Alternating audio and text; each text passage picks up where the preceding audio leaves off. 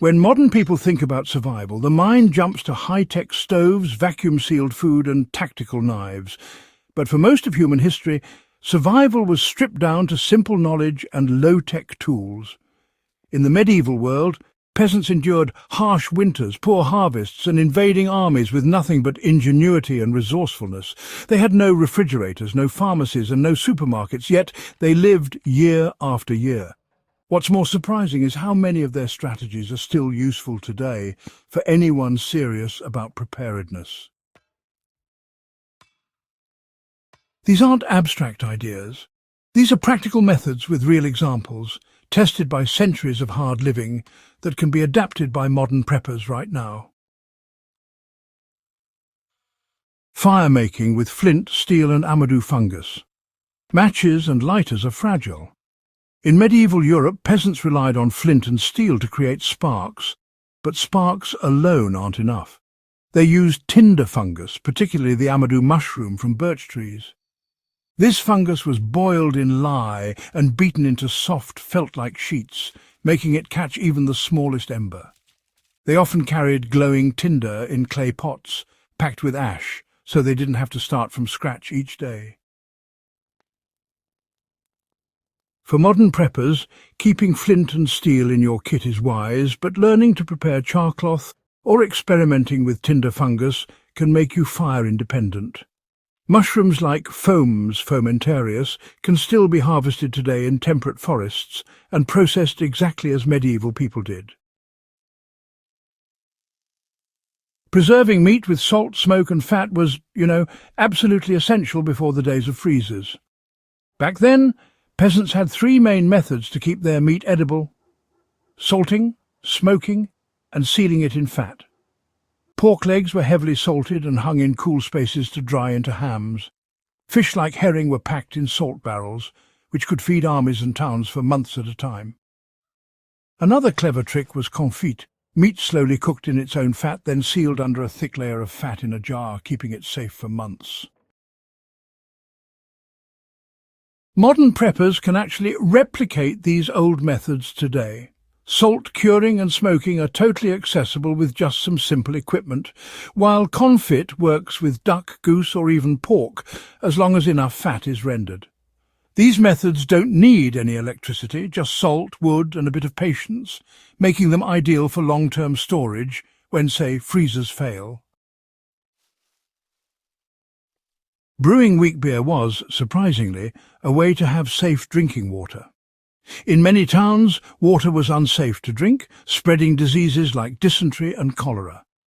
The solution was something called small beer, a very weak ale brewed from grains. Since the brewing process required boiling, pathogens were killed off and fermentation added natural preservation. Even children, believe it or not, drank it daily. For today's prepper, this lesson is invaluable. Brewing supplies are simple: grain, yeast and clean vessels, and the resulting drink is safer than untreated river or well water. Even if brewing for alcohol isn't your goal, learning to make small beer or weak cider can turn contaminated water into safe hydration. Using nettles, sorrel and bark as famine food. During poor harvests, peasants turned to plants most of us ignore. Young nettles were boiled into soups rich in iron and vitamins. Sorrel leaves provided tart stews packed with vitamin C, staving off scurvy. In desperate times, inner bark from birch and pine was dried, ground and baked into flatbread. Modern preppers should treat this as a reminder that wild edibles aren't backup snacks. They're survival food. Learning to identify, harvest and cook nettles, sorrel and even pine cambium can fill nutritional gaps when gardens fail or stockpiles run out.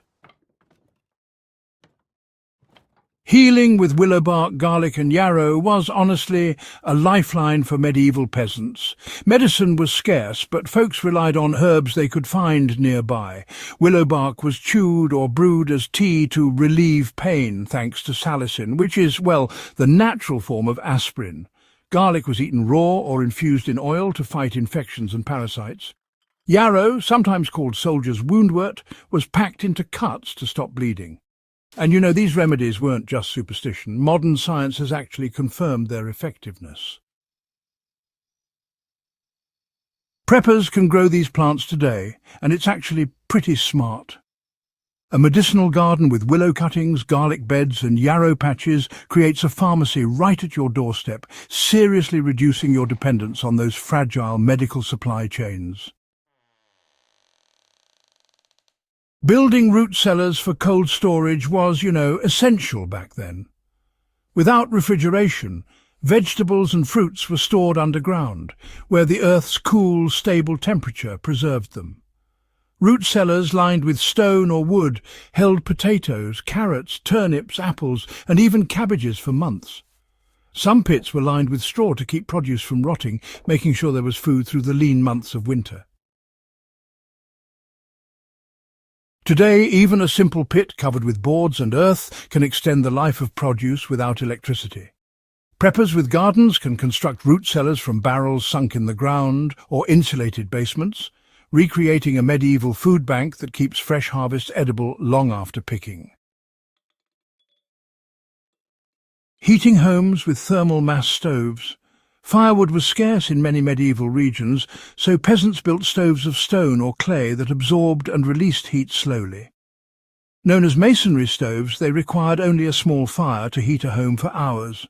In colder climates, families even built clay beds warmed by flues running beneath them, sleeping above gentle radiant heat.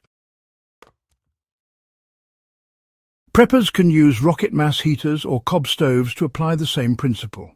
These systems cut wood use drastically while providing steady, comfortable warmth, an efficient, low-resource way to stay warm off-grid. Repairing and recycling every scrap of clothing was, just a way of life back then. Clothing was expensive, often handed down for generations. Peasants patched holes with visible stitches, rewove torn sections, and unravelled old garments for thread. Linen undergarments were constantly repaired, since they extended the life of outer wool clothing. Nothing was discarded until it became rags, and even rags were used for bandages or tinder. For preppers today, this kind of mindset translates into practical sewing and repair skills. Stockpiling needles, heavy thread and scraps allows clothing to last, pretty much indefinitely. It also means knowing how to salvage worn items for new uses, reducing dependence on modern fast fashion and supply chains. Using ash and lye for soap and cleaning, now that's something folks relied on for survival. Cleanliness really mattered. Wood ash mixed with water produced lye, which, when combined with animal fat, created soap. Ash also served as a natural scrub for cookware, and even as a fertilizer for gardens. A household that burned wood and saved ashes could honestly meet hygiene needs without ever needing to trade. Preppers can do the same today. With just a bit of basic knowledge about lye making and fat rendering, it's possible to create durable soap bars right at home. Wood ash also offers utility for cleaning and soil improvement, giving this old medieval habit multiple modern benefits. Bartering skills really acted as survival currency. Coins were pretty rare for peasants back then. Survival depended on barter. For example, a beekeeper might trade honey for leather from a tanner, while a family skilled in weaving exchanged cloth for grain. These kinds of exchanges built resilience in local economies and honestly ensured no household was left without essentials. Today, barter remains one of the most overlooked prepper skills. Beyond just storing food and tools, building community connections and trade relationships is, honestly, vital. Just as medieval peasants survived without coin, preppers can really thrive by valuing trade in skills and goods when cash loses its meaning. The medieval survival guide is still relevant, even today. What these 10 examples prove is that medieval survival was practical, tested and grounded in resourcefulness. Nothing was wasted, everything had a purpose. Whether it was nettles boiled into stew, pork preserved under fat, or soap made from ashes, these methods are not just history, they're blueprints for resilience. If modern society faltered, the preppers who thrive won't be those with the newest gadgets, but those who remember how our ancestors lived with so little. These medieval skills are, honestly, more than curiosities. They're tools for today. So if you value this kind of historical survival wisdom, subscribe to Backyard Wisdom, where we uncover the lessons history left behind and show how to apply them now. Share this with others who prepare, because survival knowledge only matters when it's passed on.